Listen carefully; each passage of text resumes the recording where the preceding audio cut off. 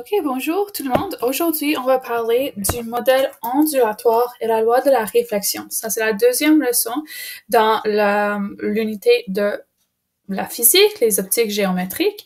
Alors, j'espère que vous avez votre page de notes. On va commencer ensemble. En premier, on va parler des rayons lumineux. Alors, les objets lumineux émettent de la lumière dans toutes les directions en ligne droite. Ok, alors ici, la première tirée, ça va être lumineux.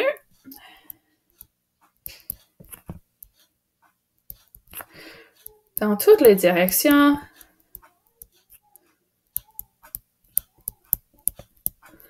En ligne droite.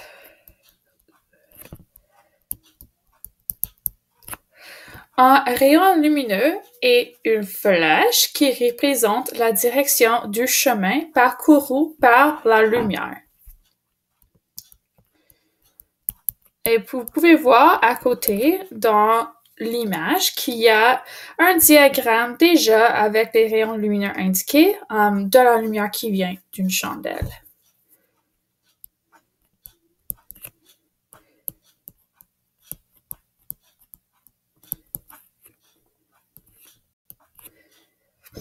Bien qu'il y a des rayons lumineux infinis provenant d'une source de lumière, seulement quelques-uns sont dessinés. Comme de raison, on peut voir dans l'image qu'il n'y a pas seulement, 1, 2, 3, 4, 5, 6, 7, 8, 9 rayons lumineux. Il y a beaucoup de la lumière qui sort de la chandelle, mais on va indiquer la lumière avec quelques rayons lumineux. La lumière de la source est appelée le rayon incident.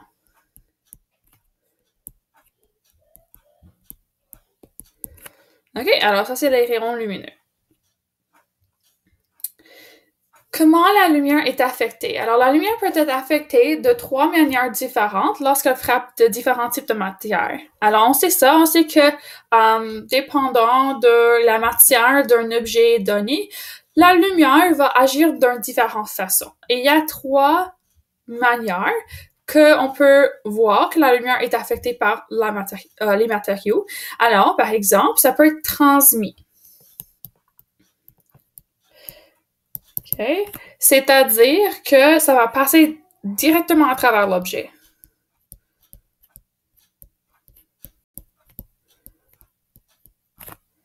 OK?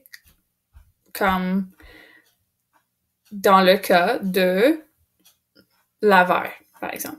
Ça peut être réfléchi.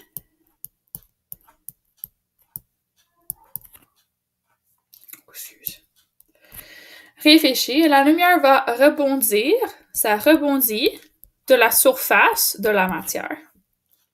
Ça peut être également absorbé. Et ça, c'est quand c'est absorbé par la substance.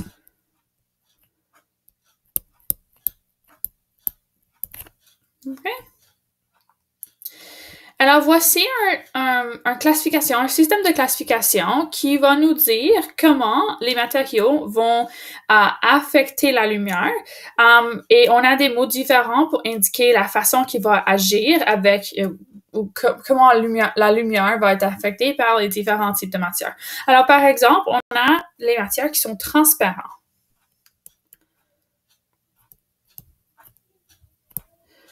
OK, alors, sont clairs. Et dans ce cas, le matériau transmet tout ou presque tout de la lumière incidente. Okay, de la lumière qui va entrer en contact avec la matière.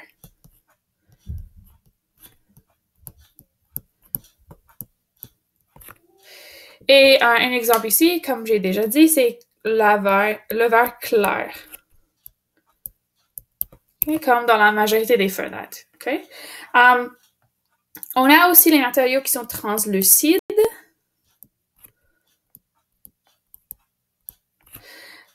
Dans le cas des matériaux translucides, une partie de la lumière incidente est transmise et une partie est réfléchie ou absorbée.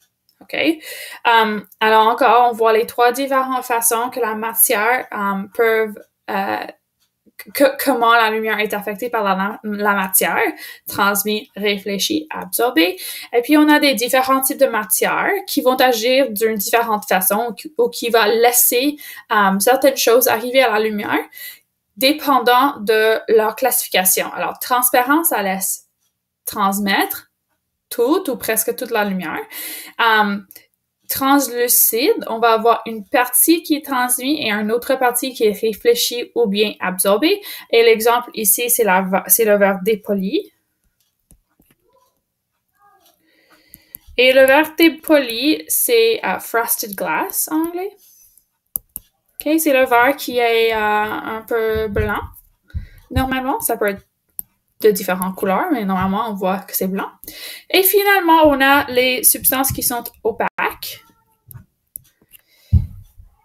Et opaque, ça veut dire que toute la lumière incidente est réfléchie ou bien absorbée. Eh bien, on vient de parler de toutes ces différents matière et comment ça va laisser agir la lumière, mais vous avez peut-être entendu le mot lumière incidente. Alors, ça vaut la peine de juste donner une définition de qu'est-ce que ça veut dire lumière incidente. Alors, c'est juste simplement la lumière qui vient de la source.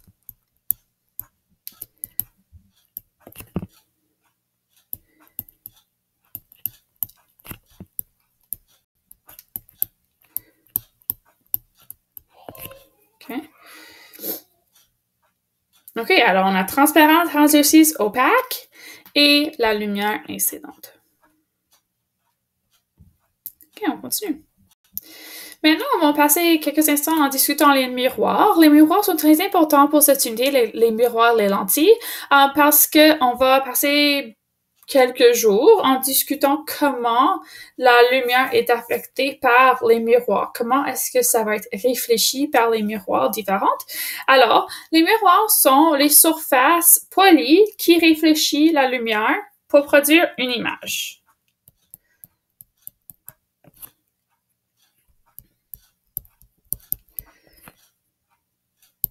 Et ici, le mot image ne veut pas dire comme un dessin ou une photo. Ça veut dire vraiment, c'est un mot scientifique qui veut dire qu'on voit l'objet même quand ce n'est pas là, essentiellement. OK? Alors, ici, on donne la définition concrète d'image. C'est une copie d'un objet créé par l'utilisation de la lumière. Okay? C'est une copie qui n'existe pas en réalité de la lumière. C'est de l'objet. C'est créé par la lumière. Et réflexion, quand on parle de réflexion, c'est le changement de direction de la lumière qui frappe une surface. Okay? Il y a plusieurs différents types de miroirs. Et le miroir qu'on va discuter bientôt, dans les jours qui s'en viennent, immédiatement, c'est les miroirs plans, qui sont essentiellement les miroirs plats, comme vous avez probablement à la maison. Okay? Et comme ceux que tu peux voir à côté. Okay? OK. Alors, voici un diagramme. Je vais vous montrer le diagramme en premier, puis on va remonter pour écrire les différents termes associés avec chaque définition. Mais ici, vous voyez qu'il y a un miroir. On a un rayon incident ici. J'ai peut-être changé de couleur juste pour vous montrer. OK. Il y a un rayon incident ici. OK. Ça, c'est la lumière incidente qui vient frapper la surface du miroir et ça va être réfléchi dans l'autre direction. Vous pouvez voir la direction avec les flèches. Okay, ça, c'est les rayons lumineux qui indiquent le chemin de la lumière. Et puis, on a des définitions différentes pour discuter qu'est-ce qui arrive. Okay, on va savoir précisément qu'est-ce qui arrive avec la lumière. Et donc, on utilise les différents mots pour être capable de faire des prédictions, de faire des diagrammes et de faire des calculs. Alors, ça, c'est la première ensemble de mots et de diagrammes que tu vas voir. Il y en a plein dans cette unité. OK, alors la première rayon qui vient de la source, c'est le rayon incident. La rayon qui est réfléchi, ça s'appelle le rayon réfléchi. OK, au milieu, ici, on a la normale. Le point d'incidence, ça, c'est le point où la lumière frappe, touche la surface. L'angle de l'incidence, c'est l'angle entre la normale et le rayon, et rayon d'incident. Et l'angle de réflexion, c'est l'angle entre la normale et le rayon réfléchi. Et la normale, tu vas voir, c'est une ligne imaginaire c'est perpendiculaire, c'est à 90 degrés de la surface. Okay? Alors, on va écrire ici les définitions. Alors, les rayons lumineux qui frappent la surface, ça c'est le rayon, ça c'est le rayon incident.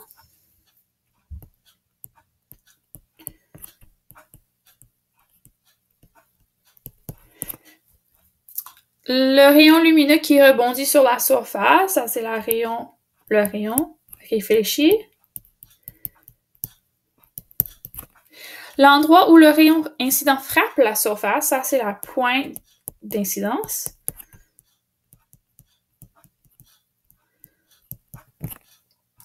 Une ligne perpendiculaire à la surface au point d'incidence, okay, ça c'est 90 degrés. Ça c'est la normale.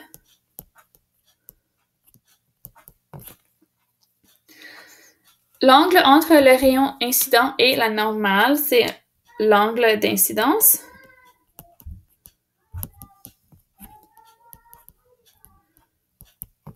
Et l'angle entre le rayon réfléchi et la normale, c'est l'angle réfléchi, ou de réflexion, excuse.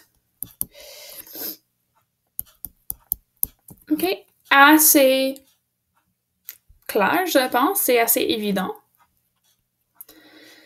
OK, maintenant on passe à la dernière sujet pour aujourd'hui, ça c'est les lois de la réflexion. Alors, la lumière agit dans une façon qu'on peut facilement prédire et c'est essentiellement toujours la même en termes du fait, si vous pensez que la lumière, c'est seulement capable de voyager, de traverser un chemin en ligne droite, ça va peut-être rendre les informations de la loi de réflexion plus claires. Okay? Alors, l'angle d'incidence est égal à l'angle de la réflexion. Ça, c'est une des choses très importantes quand on parle des lois de la réflexion.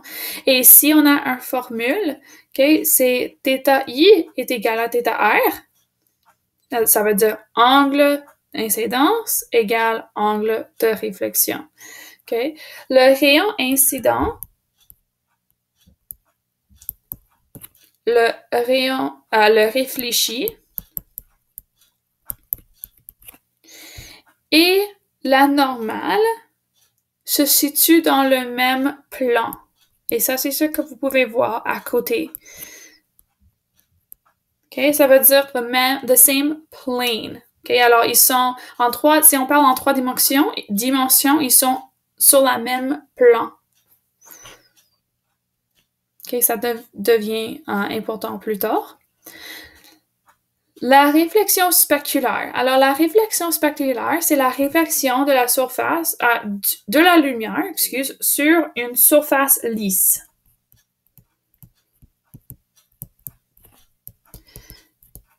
Okay, a smooth surface. En supposant que le rayon incident entre en parallèle, puis se reflète également en parallèle. Okay, alors, dans le cas d'une surface lisse, on va dire que ça entre en parallèle et ça va être réfléchi également en parallèle. Okay, vous pouvez voir avec l'image qu'est-ce que ça veut dire.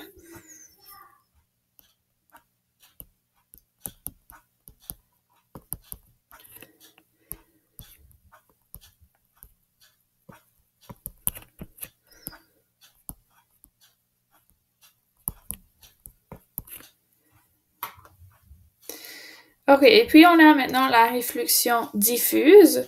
Ça, c'est quand la lumière est réfléchie d'une surface non lisse ou rugueuse.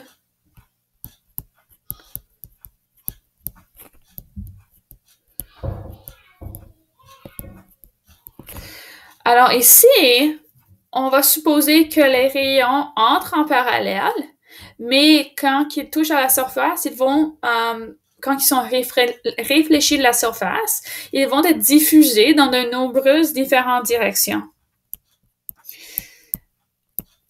OK, et vous pouvez voir ça si vous voulez faire à la maison un petit expérience. Si vous prenez, par exemple, un pièce de papier aluminium, si vous la gardez très plat et lisse et vous êtes capable de réfléchir de différentes lumières de chez toi pour peut-être que ça touche au plafond et tu es capable de voir qu'il y a comme un endroit où la lumière réfléchie va apparaître sur le plafond.